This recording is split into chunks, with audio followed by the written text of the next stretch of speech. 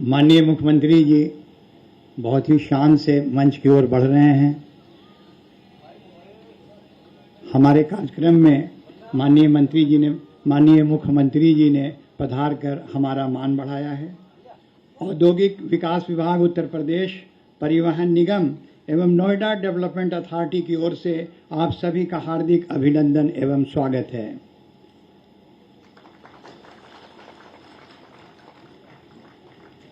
माननीय मुख्यमंत्री जी की परिकल्पना पर आधारित एवं उनके मार्गदर्शन में नोएडा इलेक्ट्रिक बस डिपो का शुभारंभ एवं इलेक्ट्रिक बसों का फ्लैग ऑफ आज किया जा रहा है माननीय मुख्यमंत्री जी के कर कमलों द्वारा।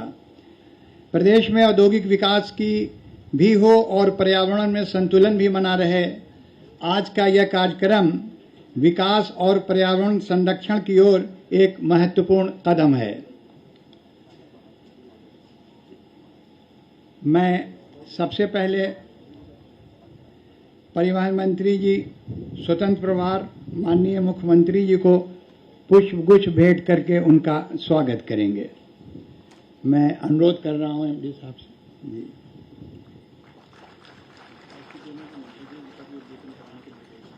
अच्छा, ठीक है। आज के इस समारोह में लखनऊ में मेरे साथ उपस्थित प्रदेश के वित्त और संसदीय कार्य विभाग के मंत्री श्री सुरेश कुमार खन्ना जी, औद्योगिक विकास के मंत्री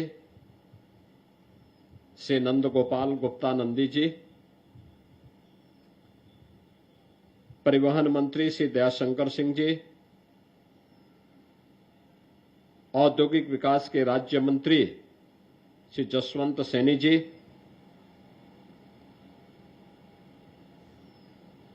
प्रदेश के अवस्थापना में औद्योगिक विकास के आयुक्त श्री दीपक कुमार जी, प्रदेश सरकार के सलाहकार श्री अवनीश कुमार अवस्थी जी, समारोह में उपस्थित परिवहन विभाग के सभी अधिकारीगण, औद्योगिक विकास के सभी अधिकारीगण, नोएडा, ग्रेटर नोएडा और यमुना अथॉरिटी से जुड़े हुए तीनों कार्यक्रमों में उपस्थित हमारे सभी माननीय जनप्रतिनिधिगण, तीनों अथॉरिटी के सीईओज और अन्य अधिकारीगण और उपस्थित बहनों और भाइयों, आज का दिन जनपद गौतम बुद्ध नगर जनपद की दृष्टि से अत्यंत महत्वपूर्ण दिन है। एक साथ इस जनपद में नोएडा, ग्रेटर नोएडा और यमुना अथॉरिटी के तत्वाधान में उत्तर प्रदेश राज्य परिवहन निगम के द्वारा 110 इलेक्ट्रिक बसेज का संचालन प्रारंभ हो रहा है। मैं सबसे पहले इस सेवा के लिए गौतम बुद्ध नगर जनपद वासियों को, वहां के जनप्रतिनिधियों को हृदय से मैं बधाई देता हूं, अपनी शुभकामनाएं देता हूं। हम सब जानते हैं कि आदरणीय प्रधानमंत्री जी ने पूरे देश को ग्रीन मोबिलिटी और सस्टेनेबल डेवलपमेंट के बारे में एक विजन दिया। प्रधानमंत्री जी का ये विजन उन वैश्विक चुनौतियों का सामना करने के लिए जो जाने अनजाने में भौतिक विकास के लक्ष्यों को प्राप्त करने के लिए दुनिया ने स्वयं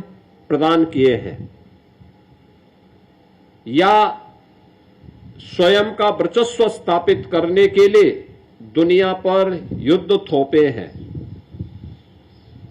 आज उसकी कीमत पूरी मानवता चुका रही है। ग्लोबल वार्मिंग, जलवायु परिवर्तन, इन सब के साथ साथ पश्चिम एशिया में चल रहे हैं गतिरोध, ये सभी चुनौतियां हैं हम सब के सामने, जिनके कारण वायु प्रदूषण की भीषण समस्या, अतिवृष्टि, अनावृष्टि, ओलावृष्टि, इन सब का सामना पूरी दुनिया को करना पड़ रहा है। और इसीलिए इन सब बातों को ध्यान में रख करके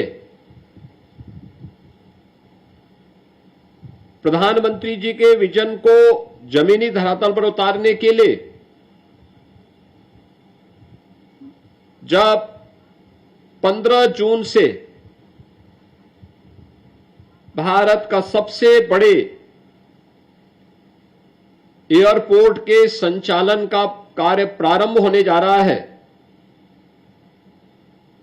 तो नोएडा इंटरनेशनल एयरपोर्ट के सुचारू वायु सेवा की दृष्टि से आने वाले जाने वाले श्रद्धालुजनों, नागरिकों और यात्रियों की सुविधा को ध्यान में रखते हुए और देश के सबसे बड़े आईटी एंड इलेक्ट्रॉनिक्स के हब में नेट जीरो के लक्ष्य को प्राप्त किया जा सके, इस दिशा में यह प्रयास तीनों अथॉरिटी ने मिलकर के उत्तर प्रदेश परिवहन निगम के माध्यम से प्रारंभ किया है। मैं इस प्रयास के लिए तीनों अथॉरिटी के साथ साथ परिवहन निगम को इस सेवा को शुभारंभ करने के लिए हृदय से धन्यवाद देता हूं। आज आप जानते हैं कि नोएडा, ग्रेटर नोएडा और यमुना अथॉरिटी या IT, electronics, data centre, startups, semiconductor और अन्य औद्योगिक गतिविधियों के देश के अंदर एक बड़े केंद्र के रूप में उभरा है। स्वाभाविक रूप से दुनिया की बड़ी बड़ी कंपनियों को वहां लाने के लिए वहां पर पर्यावरण अनुकूल परिवहन आज समय की मांग है और पर्यावरण अनुकूल समय वहां पे परिवहन की आवश्यकता को ध्यान में रख करके वहां पे मेट्रो का संचालन हमने कुछ क्षेत्रों में प्रारंभ किया है। लेकिन नोएडा इंटरनेशनल एयरपोर्ट के साथ जब तक मेट्रो का संचालन होता है तब तक या उसके बाद भी लास्ट माइल कनेक्टिविटी की दृष्टि से इलेक्ट्रिक बस का संचालन एक महत्वपूर्ण मील का पत्थर साबित होने जा रहा है और 110 बसेज का, इलेक्ट्रिक बसेज का संचालन 15 जून तक ये इन तीनों अथॉरिटी के द्वारा प्रारंभ होगा और धीरे धीरे इसकी मांग के अनुरूप इसमें बढ़ोतरी करके 500 इलेक्ट्रिक बसेस का संचालन अकेले इन तीनों अथॉरिटी के माध्यम से गौतम बुद्ध नगर जनपद के अंदर करने के एक बड़े लक्ष्य को लेकर के हम आगे बढ़े हैं। नए भारत के नए उत्तर प्रदेश में आज आपको परिवर्तन देखने को मिल रहा होगा।